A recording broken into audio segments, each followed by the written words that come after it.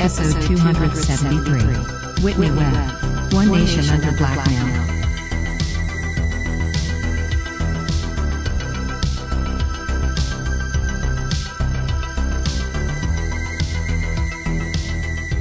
Whitney Webb, welcome back to the show. Hey, it's great to be here. Great to be back. Thank you. Thank you. I appreciate you being back on. I've actually been on a little bit of a break myself recently, so I wanted to have you back on as my very first guest back. And I wanted to speak with you today about your brand new book, One Nation Under Blackmail. And that's a 2-volume book about Epstein and Maxwell and the related larger scandal and criminal infiltration of the U.S. government.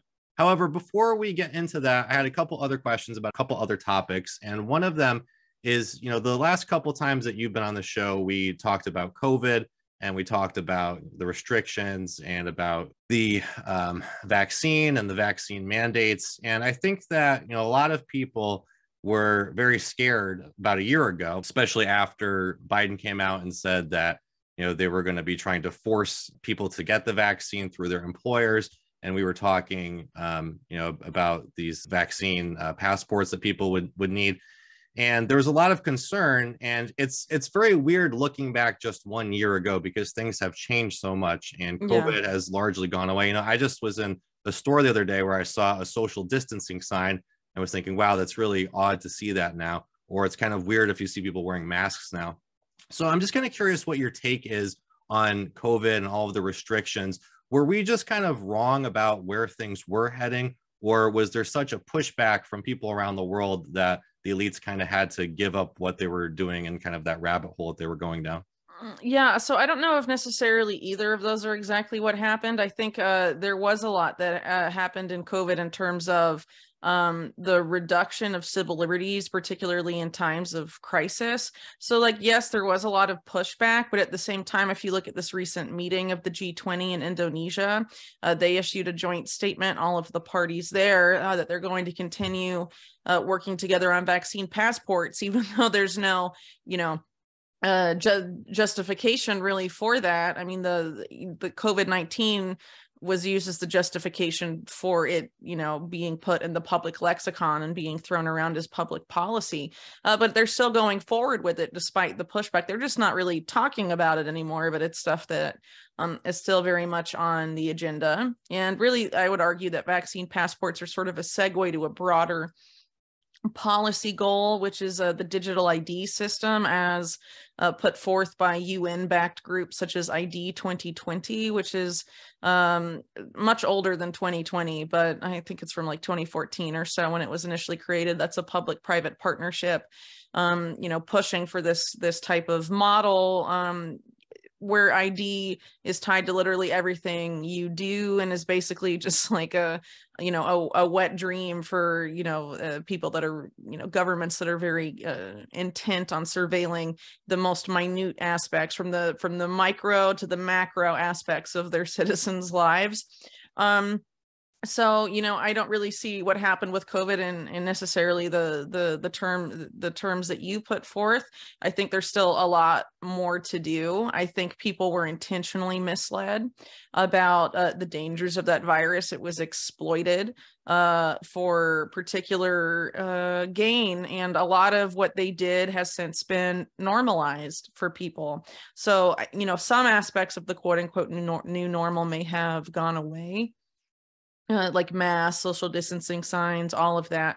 But they've also, some people have sort of been conditioned to accept it, were it to be, pushed again, and all other sorts of, other things have, sort of been lost in this fight, I guess you could say, in terms of, civil liberties. I mean, some of it's coming back, but, it's a much more complicated situation. I wouldn't say it's time to call victory over, all the restrictions on public life. But a lot has come out over the past several months, especially that a lot of these draconian policies, whether it was lockdowns or school closures or any sort of thing like that, the policymakers at the time knew that there was going to be a catastrophic effect on people.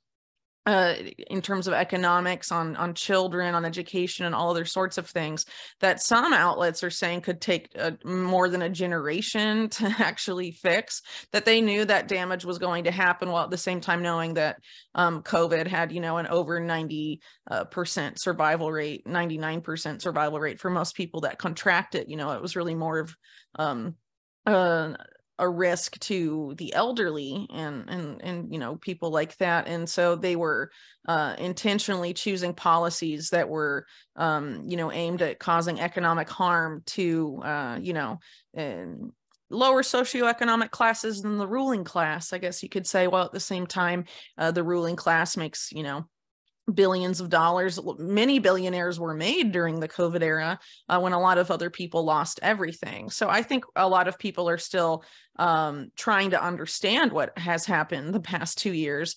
And, you know, I think it's pretty telling, a lot of the trappings of COVID-19, what they were really about. You know, as soon as the Ukraine conflict started, a lot of it just sort of fell away. Like, you know, it didn't matter anymore. It wasn't deadly. And so I think another thing in that sense that we saw was the weaponization of the media to a significant degree, and that media hype, you know, drums up fear, and then that fear is used to control the populace and get them to acquiesce to policies they normally would not consent to.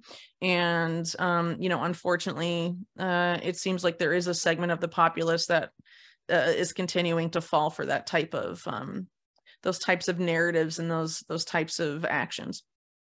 I guess I'm just wondering, though, when you look at the mass demonstrations that took place, or you look at, you know, some of these controversies that happened with people like Robert Malone or Joe Rogan, or the politicization of COVID, where, you know, you had people like DeSantis, where a lot of people say that that was a reason for his major victory in the midterms, because how he pushed back against the COVID restrictions. Do you think that the establishment was prepared for those kinds of things? Were they sort of, you know, predictable consequences of these policies, or was that kind of unforeseen?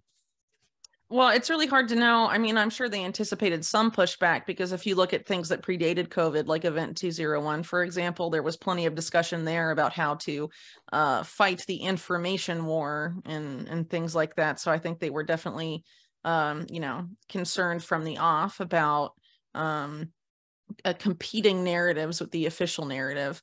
But, you know, obviously after a time there was pushback, and I'm sure that had an impact, but the fact that there was pushback doesn't mean that, you know, the victory was won in this particular agenda that's sort of hiding under a lot of what happened over the course of the COVID era. You know, that agenda has not gone away.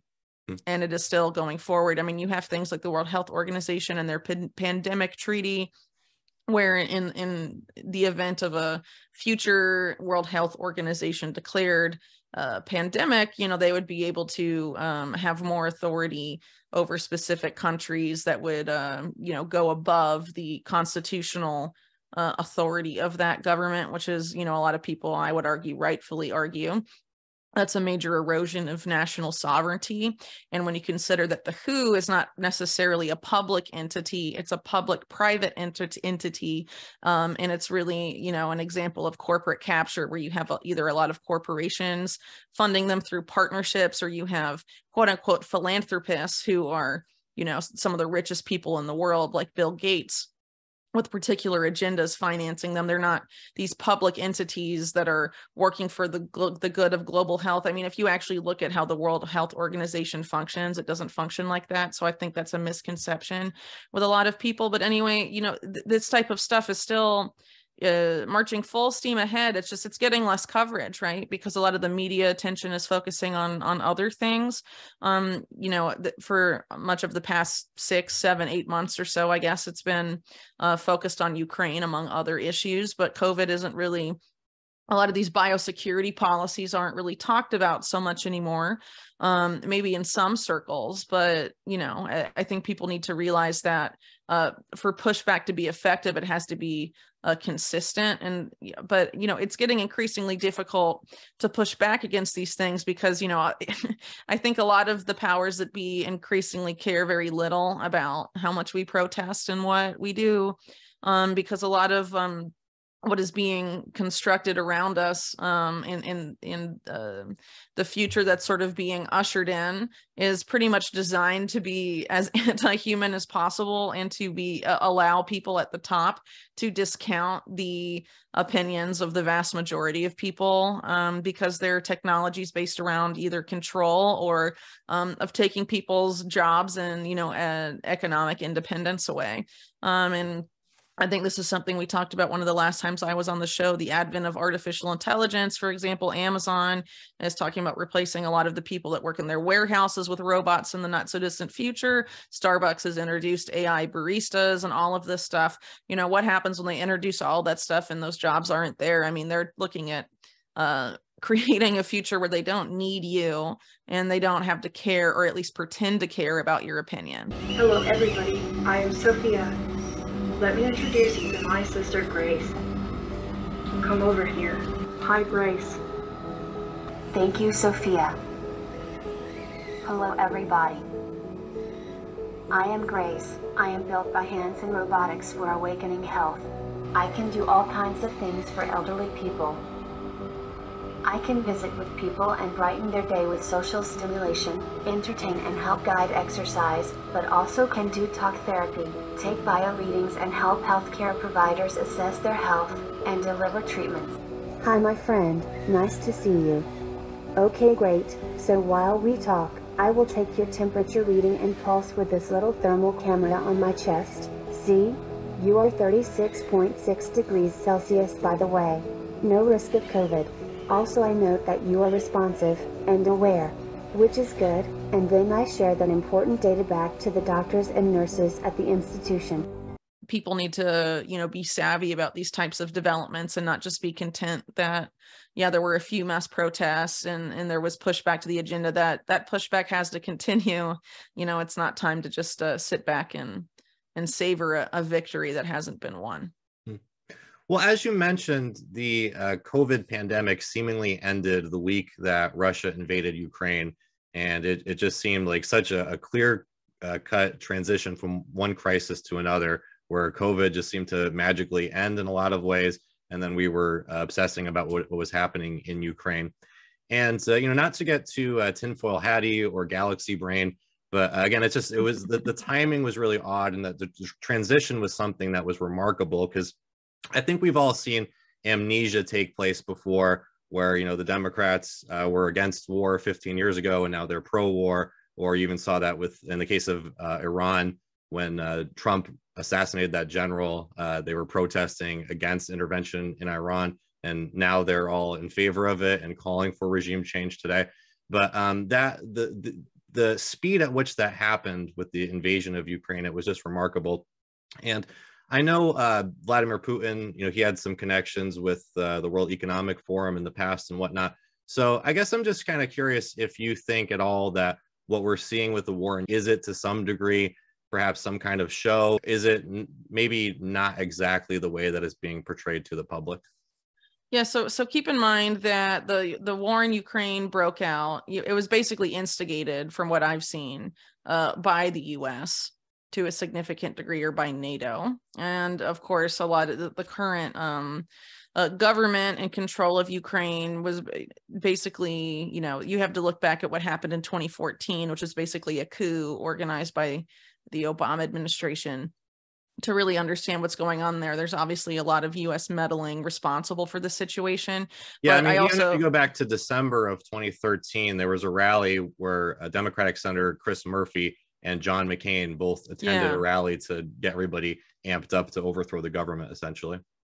Yeah, but I mean, there's a lot more than that. And I'm not, you know, particularly prepared to talk about the intricacies of that that particular event, and what's, you know, widely believed, at least among people I deem credible, as having been a color revolution and stuff like that. But there's a lot of work that's been done in those spaces, so I'll, you know, defer people to people that have more specifics. on that stuff than me, because it's been a long time since I've written about it. But this current conflict in Ukraine, that it seems again like was sort of instigated by US or NATO meddling, coincided with the wind down in Afghanistan, which had been used as basically a giant money dump for all sorts of things. I mean, it was basically a massive point for money laundering, for drug trafficking, all sorts of stuff for the US quote unquote deep state, which is a term I don't really like that much anymore anyway, because I think it's been sort of misused or weaponized or whatever. So I'd rather call it the national security state, because it's basically military and intelligence most of the time. So, you have that particular apparatus that needed that particular conflict in Afghanistan to then have it somewhere else. So, Ukraine serves a role there. And you have a lot of these accusations about Ukraine and money laundering, which again have come to the forefront as a result of the FTX fiasco. And then you also have the situation where it seems like there's some sort of arms trafficking stuff happening there, where there was a Reuters article maybe a month or two ago that discussed that a lot of the weapons that are being sent from the West, including the US to Ukraine, only 30% roughly of that is making it to Ukrainian soldiers actually fighting in the conflict. We're all being, that's being blasted all over the media. And, so where's the other 70% going? And there's been some hints that it's been ending up in the hands of organized crime outfits in Scandinavia and elsewhere. So there's obviously some other crazy stuff going on. And it's not really easy to know, where that money is going, where those weapons are going. And I think, mainly because not many people on really either side of the reporting on, with favorability towards either side in the conflict are really interested in finding out those answers. I think after COVID, it would be a mistake to sort of assume that these conflicts are as, clear cut as maybe they looked in 2019, 2018. There's a lot of weird stuff going on in the world right now, and there's been a lot of head scratching even among seasoned analysts of wars about the Ukraine conflict, because it just it seems like Russia's shot themselves in the foot sometimes, and there's like some head scratching about like, well, if Russia is sanctioning Russian gas and going through all this economic instability and pain to not buy Russian gas, why is Ukraine still buying Russian gas from Gazprom? If Europe is, it doesn't really make a lot of sense, some of the things that are going on here. So, I'm not really qualified to say like, is it all a show or this or that? I don't really know. But I do know that there's, a lot going on that makes this conflict very atypical, I guess you could say, from more like traditional conflicts. I don't really know if that's the right way to term that, but anyway, it's obviously very complicated, and I think it's very bizarre too that the Ukrainian side has focused so much attention on propagandizing Western audiences in their favor. It seems just like they've devoted an inordinate amount of resources to that. And it really makes you wonder, why they're so intent on it beyond, I guess, manufacturing consent for billions upon billions upon billions of dollars to be sent from the US government over there.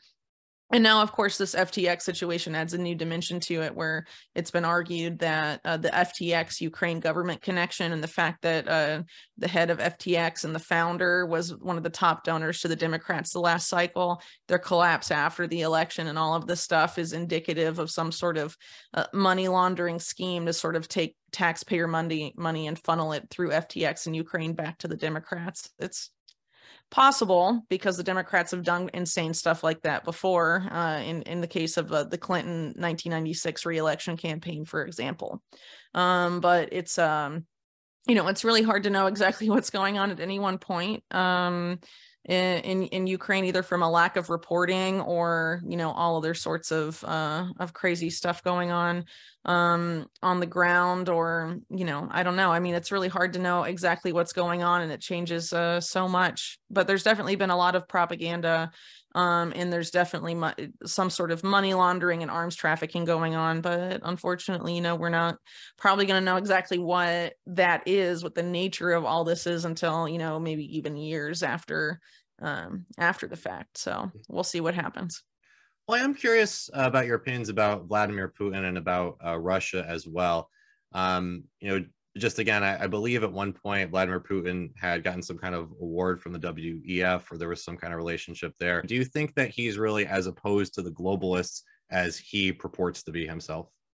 Yeah, I think it's a lot more complicated than that. So, I guess before the COVID era, I was sort of the opinion that Russia was sort of a counter to the globalist West, or globalism, or, US foreign policy at the very least. And yes, Russia and China have very different, you could probably easily argue better foreign policy than the US, because they murder a lot less innocent people than the US does over the past, 20 years. I mean, that's definitely true.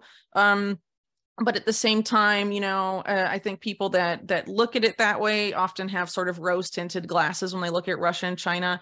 And, several years ago, I sort of fell into that trap as well. And, with COVID, with the particular policies that I was very against in the West also being implemented in China and Russia, and a lot of this deeper agenda going towards digital ID, towards technocracy, and a lot of the same controversies around the COVID vaccination stuff happening in these countries as well.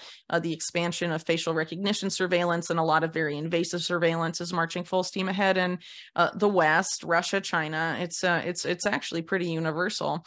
And of course, a lot of these same countries that are ostensibly at each other's throats all the time, at least in the arena of foreign policy, get along quite well at the gatherings of the World Economic Forum, like you mentioned earlier, or they have various ties to people in that type of movement that the WEF represents, and they seem to agree about a lot of the same things in terms of what the end game should look like and all of that. And actually, the WEF itself has been a longtime promoter of this idea of multipolarity, the end of the unipolar model, and sort of promoting this idea of a new world order, for lack of a better term, but one that's framed around multipolarity. But actually, what we have to confront is a deep, systemic, and structural restructuring of our world. And this will take some time. And the world will look differently after we have gone through this transition process. Politically, the driving forces for this political transformation, of course, is the transition into a multipolar world, which has a tendency to make our world much more fragmented. And for these reasons, events like this one, the G20, and so on, are the very important connectors to avoid a too great segmentation, I would say, blocization instead of globalization of our world. And there's a lot of people, even in alternative media, that support this idea, but I would argue that people need to look deeper into why, into what that type of system is actually going to be. So, if it's the same system, more or less, that we have right now, but instead Russia and China have, better seats at the table, and the US's role is reduced, is that necessarily better for everyone? I don't really think that's the case. But anyway, like you mentioned earlier with Putin and the WEF, those ties go back to the early 90s. They are pretty significant, and they have continued over the course of the decades, except for maybe more recently with the Ukraine conflict. There was a lot of, public posturing about that. But, before then it was a relatively close association. It's definitely very close when it comes to China. And in the case of Russia, you have very prominent people, including the people that run Russia's largest bank, Sberbank, which is very involved and intermingled with the state of Russia, pushing full stream ahead for all sorts of invasive surveillance stuff and moving to this digital ID model, and basically, lobbying for technocracy. And then you have the Central Bank of Russia being, and also the Central Bank of China being among the central banks most far advanced with the central bank digital currency, which is this whole idea of programmable money and being able to determine when people have to spend their money, when they can save, not leaving that up to the individual anymore, and deciding, basically programming into the money what they can purchase and what they can't purchase.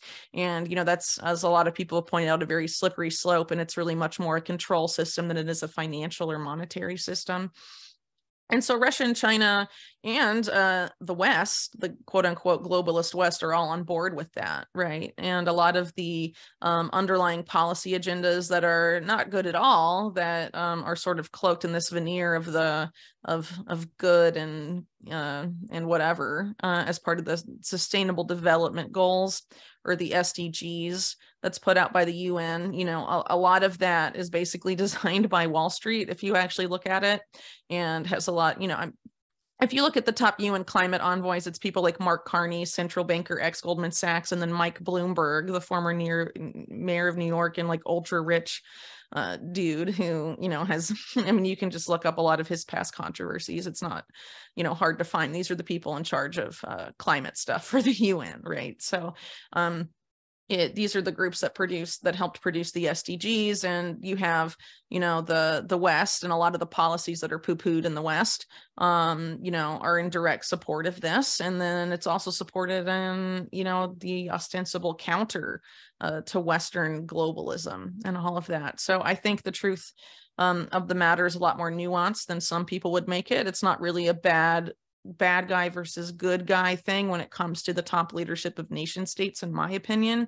If people are looking for the good guys when it comes to challenging efforts to, you know, create a one world government of some type modeled on technocracy, we should probably be looking at each other instead of people that clawed their way to the heights of power in their particular countries, because you're probably not going to find the nicest, most moral people up there at the top, to say the very least. And I think that's true for Russia and China and a lot of these other, you know, BRICS countries even, or really, you know, most countries in the world at this point. So, you know, I think at the same time in the West, a lot of us are conditioned to look for political saviors. You know, oh, if we can't elect a good leader to this country, then we can look to the leader of that country and they're going to save us. And some people do that with Putin, and I think that's a mistake. Well, one last question on Ukraine before we get into your book. This past Tuesday, there was a pretty significant global scare where I think a lot of us thought World War III may have broke out at any moment. And that was when a missile landed in Poland, which an unnamed US government official said at one point was from Russia. So we were thinking for a few hours at least that a missile from Russia had hit a NATO ally, and there was a potential for Article 5 to be triggered, and the ICBMs could start launching any moment. But it turned out in Poland, the US, and NATO have all said that this was actually a missile fired by Ukraine that landed in Poland and killed 2 Polish farmers. And there's actually been a little bit of a spat between NATO and Ukraine, where Ukraine is still persistent that this was not a missile fired by them. It was a Russian missile. And, you know, it's a weird kind of issue that we're seeing pop up now between NATO and Ukraine. I'm just wondering what your take is on this generally. And also, you know, the timing of this, I think, is a little suspicious, just because the last couple of weeks there have been a little more talks between Russia and the US taking place in Turkey. There's been reports that, you know, some talks have happened recently, and that the US was pressuring Ukraine to show a willingness to talk to Russia. And then after all of this, you know, suddenly we have this missile being fired into Poland. Do you think that this may have been a false flag attack by Ukraine or somebody in the Western intelligence community? Or do you think that this really just could be some kind of confusion over what happened here? Or just what is your take on this missile that landed on Tuesday? Okay, so I haven't really followed it super closely because I haven't really done a lot of reporting on the Ukraine conflict. So, you know, from what I understand, NATO and the US and those guys were arguing that it was not Russian, and that it had been like an some sort of defensively fired missile on the Ukrainian part. So I don't know if there is evidence for it having been a false flag on the part of Ukraine, but it's very possible, because they're definitely the type of guys that would do that if they were desperate enough and it suited their agenda. You know, I think it's pretty clear from the evidence that they wouldn't shy away from that type of operation if they thought they could get away with it. And there is a lot of what you mentioned there in terms of the context about this sort of butting heads about money and defunding and all of that. And in terms of the money side, of course, what I mentioned earlier with the FTX stuff, around the same time, this whole thing was going on, there was a lot of focus about the FTX Ukraine government connection. So, a lot of concerns about cash flow sort of hovering, above this particular incident, not just in terms of FTX, but in terms of what you mentioned as well, in U.S. government funding and all of this, and the talks about peace talk. But from what I understand about the peace talk discussion as well, the idea, as it was reported, was that Ukraine was being asked by the US basically to pretend that they want peace talks so that it looks better for Europeans who are, bearing a lot of, as I mentioned earlier, economic, austerity and pain right now, ostensibly for the benefit of Ukraine. And, the idea that it's going to be an endless war obviously doesn't play well politically over there. So that seemed to sort of be a calculated political act, as opposed to like a genuine push towards peace talks. But I'm not really sure if that's changed or not. So Whitney, I'm really excited to talk about your new 2-volume book, One Nation Under Blackmail. I really wanted to kind of get into the whole Epstein Maxwell saga for a while, but just, for all of the normies out there who have kind of, they've seen the Netflix documentary, they think, Epstein's dead, Maxwell's in prison now, it's kind of, it's over, right? So why should we still care about the Jeffrey Epstein, Ghislaine Maxwell case? What is there else for most people to know? Yeah, so basically what you know about Jeffrey Epstein then, and per the mainstream narrative, are his sex crimes from roughly 2000 to 2006, because that's all they talk about, and that's what most of the court cases have focused on, with the exception of the Ghislaine Maxwell trials, which focus on her activities in relation to Epstein's activities in the 90s mainly. But beyond that, I would argue that a lot of this is not probably even a sideshow to what was really going on in Epstein's career, which is just insane amounts of financial crimes, arms trafficking, and basically the serial corruption of our government by a network that's run by a fusion of intelligence agencies and organized crime, who back in the 40s developed a very symbiotic relationship where they, collaborated so much over the decades, they've essentially become fused, and this same nexus of power is not just responsible for people like Epstein, but for, a lot of political scandals that we've all heard about, probably things like Iran-Contra and other scandals you probably haven't heard about of the same era, like the Promise software scandal, but all other sorts of things. And basically, the Epstein associations are much more significant than mainstream media would have you believe. And there's a very significant reason why they only talk about stuff when it comes to Jeffrey Epstein after the year 2000, because it just would have major consequences for really the Clintons, probably more than anyone else, but also a lot of implications for national security, a lot of implications for the US-Israel relationship, a lot of implications for the 2008 economic crisis, and just loads of stuff. So what I basically tried to do in the book, it originally came out of my effort to explore the intelligence connections of Epstein, because you even have, people like the Secretary of Labor and top people in the government say that they were told that Epstein belonged to intelligence and to leave him alone. And, the question is, what intelligence agencies would those be? What type of role did he have with intelligence? Was he an asset? Was he an agent? Was it multiple intelligence agencies? All those questions merit exploration. And ultimately what you find is that there are affiliation with at least 2, if not more, intelligence agencies. But you're really looking at basically an organized crime organization that collaborates or is fused with, in some cases, with the national security states of Israel and the United States. And this is basically who's running most of the Western world right now. And they're provably criminals that are looting the American public in a way that is very significant, while at the same time using sex trafficking and the exploitation of minors to blackmail and control our politicians. It really is an insane story. And the whole breadth and scope of it has been intentionally, I would argue, ignored by the mainstream media that are content to only focus on the salacious bits and focus only on one aspect of the Jeffrey Epstein sex trafficking operation, because there were really two parallel operations going on as it relates to the sex trafficking activities. One is the one everyone knows about, which is sort of these minors who were economically disadvantaged and were exploited by Epstein and abused by him with the aid of Ghislaine, Maxwell, and others. This is what everyone knows about, right?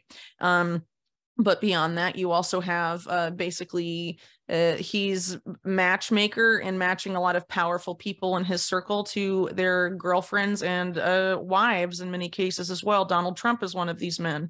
Melania Trump allegedly set up, connected to Donald Trump by Epstein and Maxwell. His previous girlfriend also connected is Selena Middelfart, who's a Norwegian heiress, also connected by them. And there's several of these women that are groomed by Epstein from an early age and then basically educated and put in certain positions and placed in certain relationships or certain marriages, with people who are part of his circle or part of this particular broader network that we're talking about here. And that hasn't been explored in the mainstream media, and you can probably guess why. Now, when you use the term organized crime, are you talking about corrupt officials? Are you talking about sort of rogue? You're talking about the mafia? I'm talking about the mafia. I mean, you have to understand how they developed from the 20s on.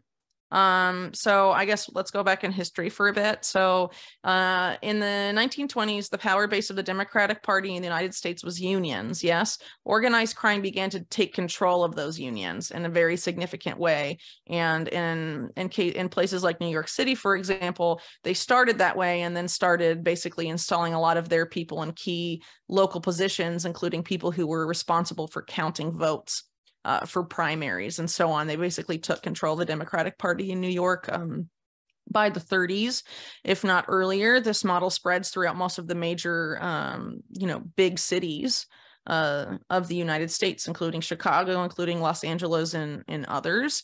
And by the 1940s, you have Operation Underworld takes place, which is where U.S. intelligence formally allies with organized crime.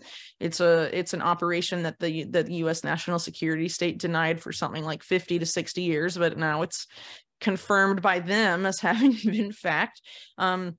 Originally justified as an alliance born out of wartime necessity. We have to do it or we'll lose the war. It doesn't end with the war, and it continues, and this association grows and basically dominates how our intelligence agencies function. And so, there's a direct line from the mob and the mafia of yesteryear to this group I'm talking about. They got in bed with intelligence that offers them state protection for their rackets. So when you hear about organized crime being broken up in the 50s and 60s, all of that, that's just competition, the competition to these people that teamed up with intelligence being taken out, and it's consolidation of their territory under this particular group. So who from prior to that era was not taken out? What do you mean? Well, you're saying like the government took out the competition of this organized crime that was in bed with the government, correct? Well, to an extent, like at the FBI, J. Edgar Hoover never went over organized crime. He denied it was even a problem, but at the same time, he was having documented relationships with organized crime-linked businessmen like Louis Rosenstein. He was also allegedly, as I note extensively in the book, a target of sexual blackmail by the mob with the intent that he would never prosecute the mob, and he didn't. There were efforts on, different, after he stepped down more or less in the 70s or so, to try and rein it in, but at that point it was really impossible. But you hear of different arrests on and off, or in the case of what made Rudolph Giuliani's career, I think they're called the Pizza Connection trials or something like that, where he took down the Italian mafia, just consolidating control once again for the people that were most in bed with intelligence at that point. And basically the group that got in bed with intelligence is a decentralized network of organized crime called the National Crime Syndicate. So before this point, most organized crime, I guess mob, the mafia, they were ethnic enclaves. So you have like Irish organized crime, you have Jewish organized crime, you have Italian organized crime, and so on. And the National Crime Syndicate tried to move away from that model and have a more decentralized approach to organized crime that wasn't so siloed in ethnic enclaves. But it's still that those ethnic enclaves still existed at the same time. So you basically have, it's mostly a team up of the Italian mafia and the Jewish mob. And during Operation Underworld, the head part of the Italian mafia side of things, Lucky Luciano, after the war, I think maybe during, I can't remember, is deported to Italy and manages a lot of stuff for the US government and later NATO once it's created, over there, and gets involved with is involved with intelligence and Operation Gladio, allegedly, and all sorts of things over there. So you see even from the very beginning that this starts to become sort of a global network, and it really is. And so it's a very complicated story to tell. And it's a very detailed story that I've tried to make because, it's a complicated case or thesis to try and prove, but I think, I have done it, and people that have read the book think that it's been accomplished, basically showing continuity from these organized crime groups then over time to what we're dealing with in the situation of Jeffrey Epstein and Leslie Wexner and all the people that, allowed him to operate as he did. In terms of Jeffrey Epstein himself, when did he start becoming a rich or influential person? So rich or influential, I guess it depends on how you define that, because there's different stages in his career. He seems to have gotten involved with these networks as early as 1971 when he was in college or something like that. A very early entrance into these worlds, but it wasn't really until he got involved with Bear Stearns that he started to make a name for himself. He leaves Bear Stearns under very suspicious circumstances that are tied up with all sorts of big names of the era, including the organized crime linked family, the Bronfmans, and also with people like there's he's swimming in circles very close to Bill Casey, who at that point was a CIA director. He used to be the legal counsel for Bear Stearns pretty much most of Epstein's career there, so there was a significant amount of overlap. And again, a lot of the more detail of this is in the book. After he leaves Bear Stearns, he basically goes into the world of intelligence and offshore banking, and working with a lot of people that are part of this core network, including people like Adnan Khashoggi, who, in addition to being an arms dealer and having ties to pretty much every intelligence agency under the sun, was also involved in sex blackmail and allegedly sex trafficking in his own right. And some of the banking institutions that Epstein used in this period, like I would argue it's more of a private intelligence apparatus than a bank, but BCCI, the Bank of Credit and Commerce International, you have Epstein having an association with there in this period, as did Adnan Khashoggi. And BCCI itself as a bank was involved in sex trafficking minors to the elites of the United Arab Emirates, including children that were prepubescent, and a lot of them were physically injured by the experience. And this is coming from a US Senate report about BCCI, so this is not conspiracy theory at all. And you start to realize the more you look at this network that the type of behavior of which Jeffrey Epstein was accused is not uncommon at all. In fact, the whole idea of Jeffrey Epstein being an anomaly is totally insane once you start to look into this network around him. And so, when people ask, how is Epstein able to get away with this for so long? It's because a lot of people do this type of stuff at these tiers of power in the national security state in the US and also elsewhere. And really what you start to see as this network develops is that it's not just intelligence, it's not just organized crime. The whole idea that, the CIA, right? Most people think of the CIA as a monolith, but really the CIA has its hands in a lot of pies. A lot of the leaders and leadership, I guess you could say, of the CIA are involved in illegal offshore banking stuff. They have ties to different intelligence agencies. Their allegiance may not even be to the United States. It may be to something different. It all, it becomes very complicated when you start looking at how a lot of these operations take place. This particular group seems to be centered around, though, between the national security states of Britain, the US, and Israel. And they're involved in a lot of arms trafficking, a lot of drug trafficking, and sex trafficking to a degree as well. And there's obviously more there than that, but you have all of that in the mix when you're looking at the Jeffrey Epstein network. And a key person to understanding that network too is Robert Maxwell, who was documented. He was business partners of major organized crime figures, particularly in the Eastern Bloc, like Semyon Mogilevich and others that, when the mainstream media reports on Trump and Trump Russian mob ties and all of that, they're actually talking about, if you read them, they focus in on people like Semyon Mogilevich. And so really that network they're talking about isn't so much the Russian mob leading back to Putin per se. It's really more of the Maxwell mafia, I guess you could call it, because these are Robert Maxwell's business partners. And, Trump in the late 80s was, partying on Robert Maxwell's yacht, the Lady Ghislaine, when Ghislaine Maxwell was there. And there's pictures of them together in this era going into the, throughout the 90s and into the early 2000s.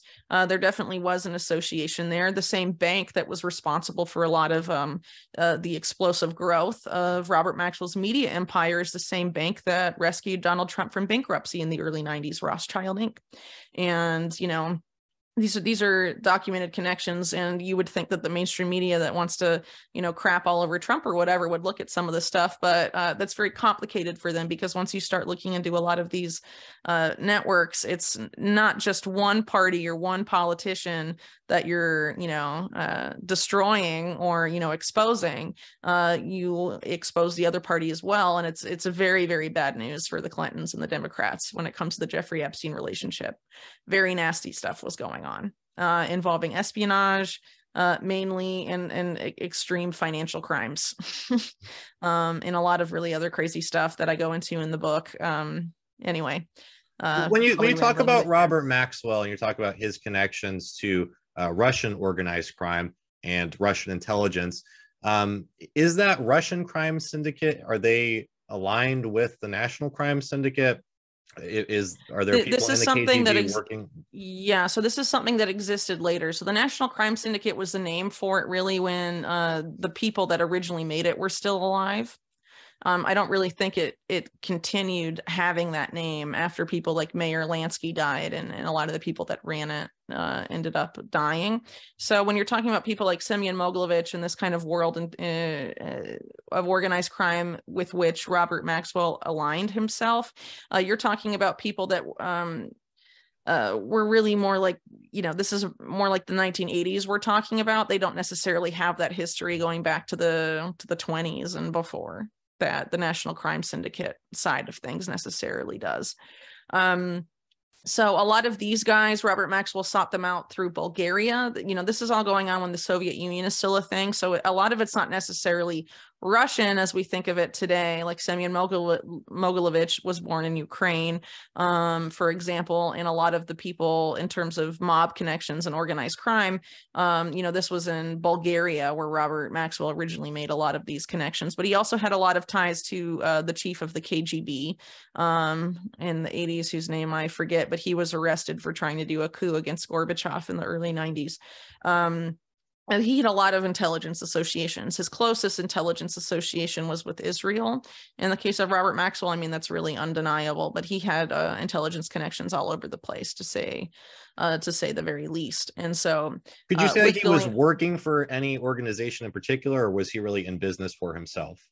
I think Robert Maxwell was definitely in business for himself first, but had a very obvious allegiance to Zionism in the state of Israel. That's even reflected on records about him held by British, or that were made by British intelligence when they tried to recruit him.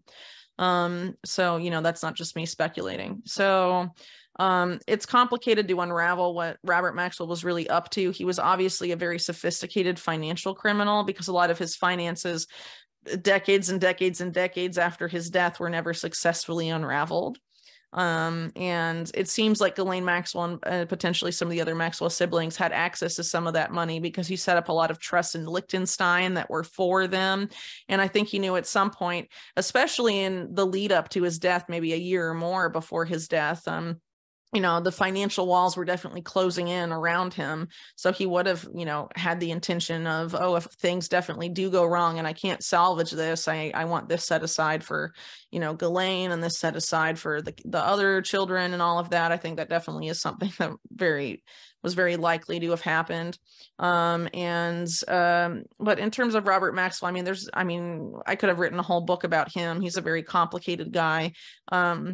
And was definitely narcissistic. His relationship with Ghislaine has a lot of very disturbing elements to it. And when you look at her childhood and her psychology, it becomes a lot easier to understand why her life ended up the way it did.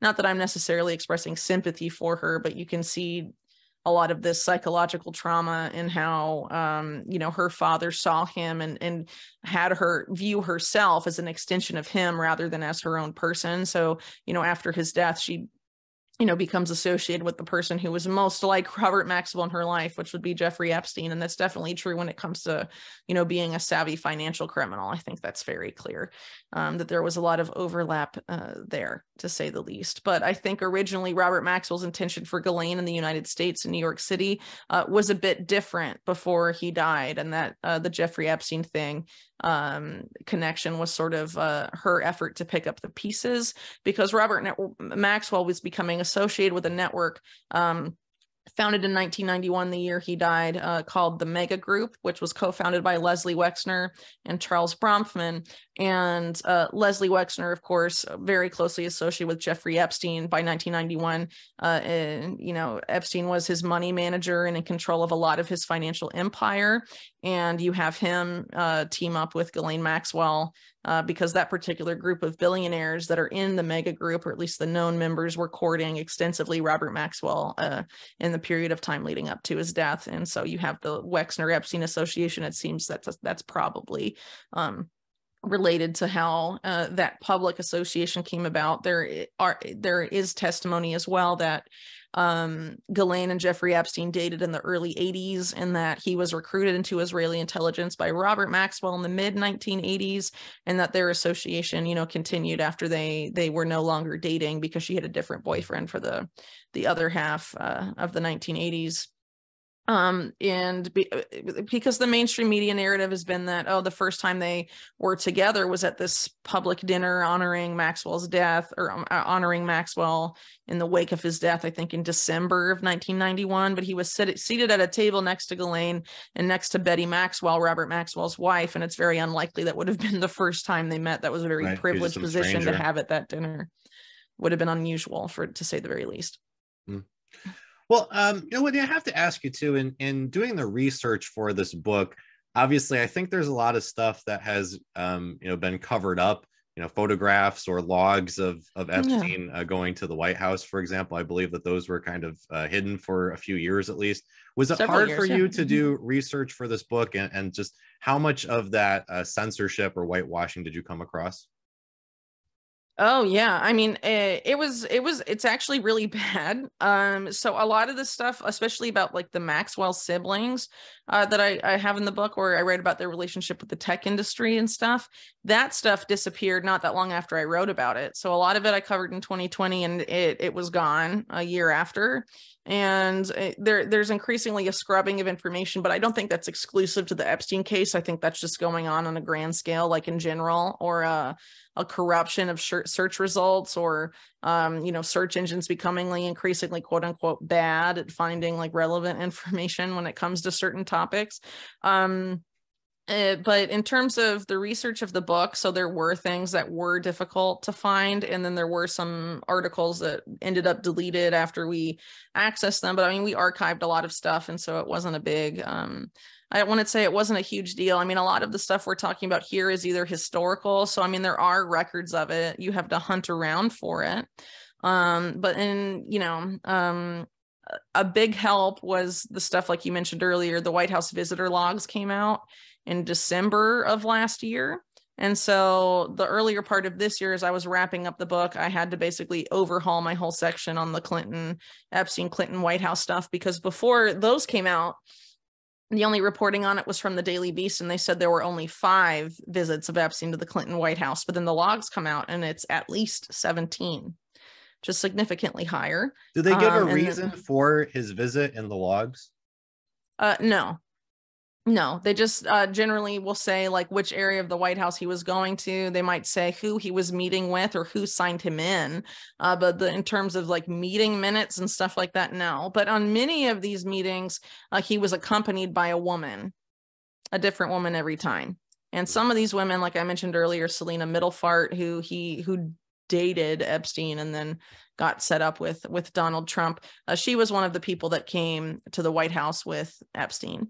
And on another occasion, another woman in this sort of other side of the trafficking operation I mentioned earlier about elite girlfriends and wives, a lot of those women ended up accompanying Epstein to the White House on his visits. And most of those visits, he was seeing a man named Mark Middleton. And on one of those occasions, Mark Middleton traveled with after the meeting, left and ended up in the Bahamas with Epstein, ostensibly going to Epstein Island, but there's no records of where they went from the Bahamas then on, but they were traveling around together to an extent. And the Mark Middleton situation is very insane because probably about 4 or 5 months after those new visitor logs came out, and it showed that Middleton and Epstein were meeting very extensively together. Mark Middleton turned up dead earlier this year in a very suspicious death. Maybe even more suspicious than Jeffrey Epstein's death. So that's definitely very eyebrow raising. But if you look at what Mark Middleton was controversial for, he was being investigated by Congress. And this is not a guy that was a very high level guy at the White House. He was an aide to the chief of staff in the Clinton White House. But for some reason, George W. Bush, his first time invoking executive privilege as president, after being elected ostensibly because he was against Clinton-era corruption, steps in to basically prevent documents about Mark Middleton from being handed over to Congress a couple weeks before 9/11. And of course, after 9/11, everyone forgets about investigating Mark Middleton. So Mark Middleton is involved in a lot of really crazy stuff. A lot of it is you can find in Senate and House reports on the 1996 campaign finance scandal related to the Clinton re-election campaign, that campaign cycle. But as I note in the book, it's a lot more insane than that. And it seems like there was some kind of arms trafficking stuff going on because the same time that Epstein is meeting with Mark Middleton, he's also involved with a CIA, relocating a CIA-linked airline called Southern Air Transport to run cargo specifically for Wexner's company, The Limited. And The Limited, as a company, their logistics for decades and decades have been associated with organized crime. Again, this is in the book. And so they're getting this Southern Air Transport, which in Iran-Contra was used for trafficking drugs to the U.S., among other things. It relocates from Miami, Florida to Columbus, Ohio for Wexner and Epstein. At the same time, Epstein's meeting with Mark Middleton. A lot of the Mark Middleton stuff is focused around Asia, Southeast Asia, Hong Kong, and this run that this CIA-linked airline is going to do for Wexner goes from Columbus, Ohio to Hong Kong. And so there's a lot to unravel there. Tried to do it in the book, but there was a lack of information. But apparently, even when Congress was investigating this particular scandal here, they ran into walls all over the place. They couldn't get people to testify. People ignored their subpoenas, and it was just almost impossible to find out significant aspects of what was actually going on there. And that's Congress trying to investigate it. I mean, it's really insane stuff. In your book, I believe you also mentioned Vince Foster, who was somebody else close to the Clintons who died mysteriously. That was before this. This was before the Chinagate stuff, but yes. So the first association, one of the first associations of Epstein and the Clinton White House in 1993 was related to this White House Historical Association fundraiser that was being run ostensibly by Hillary Clinton to redecorate parts of the White House.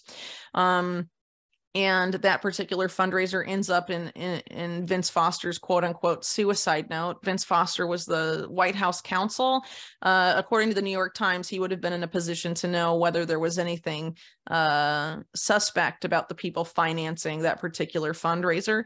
And there were, because you have people like Jeffrey Epstein, who just a few years prior had been involved in one of the biggest Ponzi schemes in U.S. history and never went to prison for it. And his name was dropped from the case. And he goes from there to this fundraiser. And then you have people that were involved in setting up BCCI, or at least the US side of BCCI, like Clark Clifford, Palm Beach bankers that are very suspect and tied to organized crime that had banking relationships with Epstein and Ghislaine Maxwell, among other figures involved in this particular fundraiser. It started to garner a lot of controversy because of alleged, weird stuff going on with the money. And this suicide note was not present in Vince Foster's briefcase when police searched his office on the night of his death. And then roughly 36 hours later, allegedly coming from the First Lady's office, i.e. Hillary Clinton, the suicide note is discovered in Vince Foster's briefcase, even though it wasn't there before. And so some people think it was planted there by Hillary Clinton to exonerate her from certain things. And the only mention of Hillary Clinton in his quote unquote suicide note is about this fundraiser and how there was nothing suspect there at all. But Jeffrey Epstein was involved in that fundraiser. So that is a little weird. When you look at people like the Clintons, for example, is it fair to hypothesize that they are both members of this criminal enterprise that you described, as well as being beholden by blackmail by that same organization?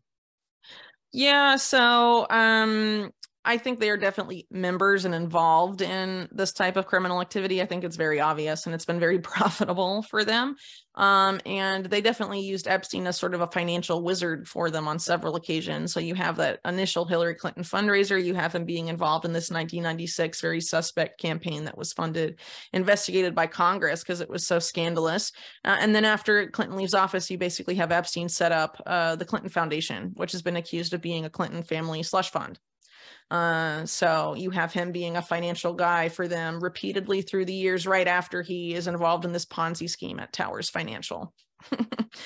So, that's pretty telling. And, I think it's pretty clear that what the Clintons have done is that they come out of the same power nexus responsible for people like Ronald Reagan and George Bush Sr., and they were there to sell the same policies as progressive to the Democrats and Democratic voters more specifically. And basically this idea of pro-business, neoliberalism, whatever, they've been very successful in marketing that to the quote unquote left in the US. And you could argue probably have played a major role in destroying any sort of leftist movement in the United States, while at the same time, they turned political cronyism into an art form. And this began long before Clinton was president. You just have to look at, his time as governor of Arkansas and even before. And I mean, really extensive examples of political cronyism and corruption in Clinton land. It's very obvious. So obviously they're on the take. I don't think they're doing all of that because Bill Clinton may be blackmailed. But, according to people like Nick Bryant, who also writes extensively about sexual blackmail, he sort of make this is analogy that once you're in this club, you can partake in whatever you want because, you're involved with this group. And he says, think of it as like a yacht. Like once you're blackmailed, you're on the yacht, or once you're part of this criminal enterprise, you're on the yacht, right? And you can do whatever you want on the yacht because no one's looking at you. You can have sex with as many people as you want, do all the drugs you want, whatever. But if you try and get off the yacht, then they're going to kill you.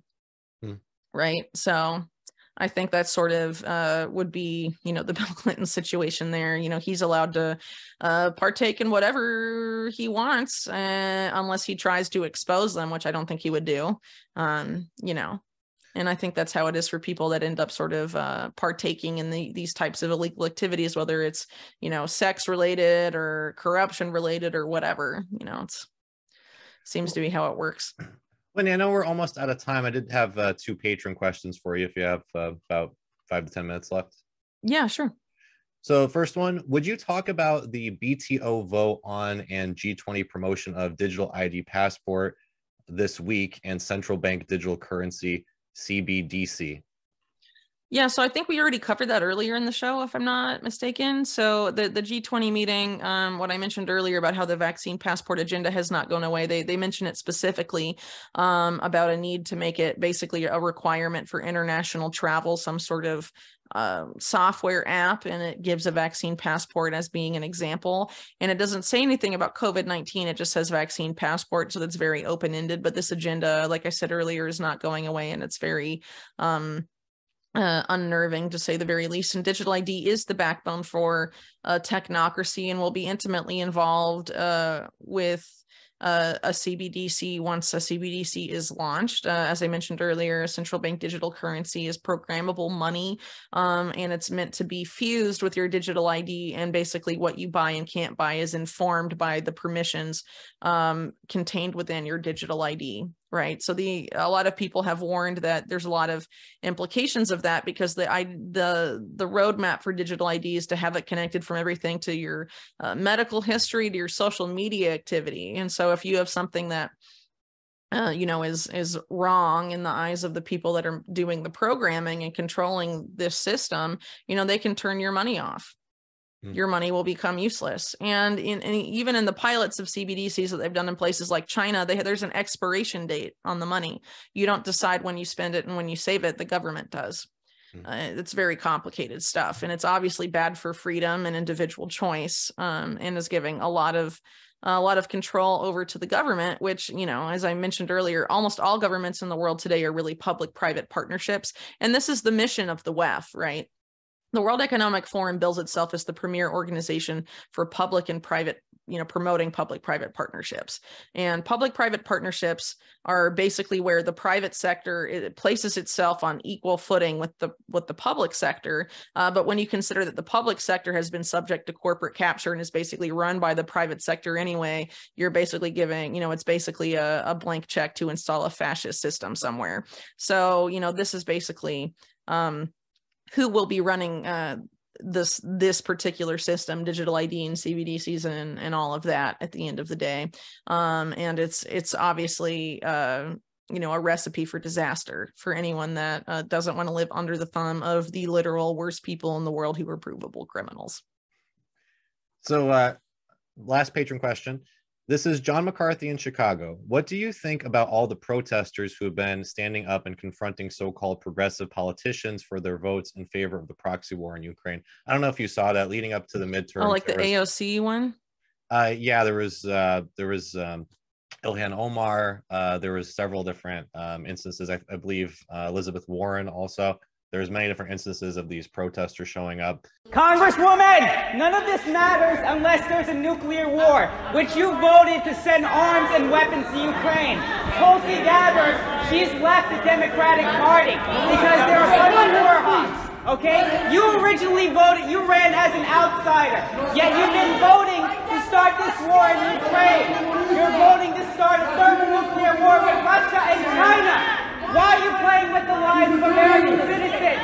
You're playing with our lives. There will be no neighbors if there's a nuclear bomb. You voted to mobilize and send money to Ukrainian Nazis. You're a coward. You're a progressive socialist. Where are you against the war mobilization? He's telling the right truth. You have done nothing. Tulsi Gabbard has shown guts where you've shown cowardice. I believed in you, and you became the very thing you sought to fight against. That's what you've become. You are the establishment, and you are the reason why everybody will end up in a nuclear war unless you choose to stand up right now and denounce the Democratic Party. Will you do that? Yes or no? Okay, simple. Are you going to stop nuclear war? Yes or no? There is no line, because this is bullshit. None of this matters if we're all dead. None of it. You know that. Then let's take it up right now, because this is the only thing that matters. This is the only thing that matters right now. We could be in a nuclear war at any minute, and you continue to fund it. That's what's going on. What are your takes on protesters showing up at these events and confronting these progressives who, by the way, also put out this letter, apparently in the summer, had drafted this letter talking about how we needed to have peace talks in regards to Ukraine. And then when that letter finally came out in the fall, they all repudiated it and retracted the letter. Yeah. Okay. So, I think it's a good thing that these quote unquote progressive politicians that aren't really progressive are held accountable. I would prefer that it be done by their own base that they, pander to and make promises to and then betray. as opposed to the LaRouche crowd, which are definitely not the base of people like AOC or people that had high hopes for her when she initially came on the scene and stuff like that. But, you know, someone has to do it. I mean, you know, I don't even really know where to begin with people like AOC in the squad. I think enough has been said about them, especially in alternative media, about how they're frauds and they're basically sheepdogging people to stay voting Democrat and acting like the Democratic Party can change when it can't. And, you know, that really needs to be called out. And I don't really think it, you know, I have my preferences. I think it would be more powerful if people with, you know, that particular political persuasion were calling them out and showcasing them for not being progressive at all, rather than people. I think it leads into a larger issue though, right? Where, you know, similar to what you're saying about the Clintons, I would say over the last 10 or 15 years, the Democratic Party has been conditioned to be pro-war, especially in regards to Russia. And you know, we see this goes into a larger issue with I would say the capture of independent media. When you look at Katzenberg and others donating to or investing in TYT, or Pierre Omidyar and the Intercept, or the Ford Foundation and Democracy Now! It looks as though, you know, the left in the United States really has been captured, and leftists have been conditioned to become neocons.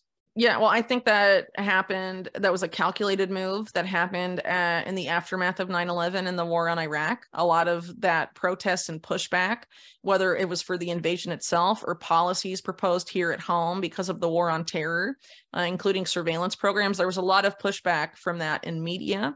The strongest pushback, of course, came at the time from outlets like Democracy Now! And some of the ones that existed at least during that period of time that you were mentioning.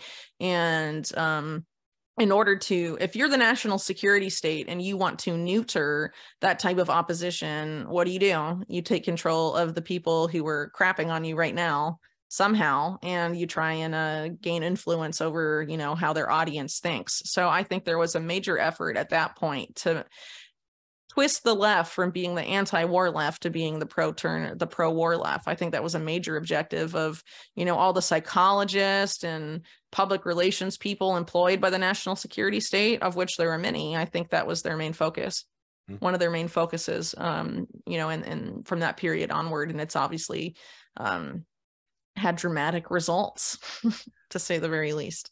Well, Whitney, I really appreciate you being on the show and going over your new book. I wish that we had several more hours to go through everything. I'm sure we could.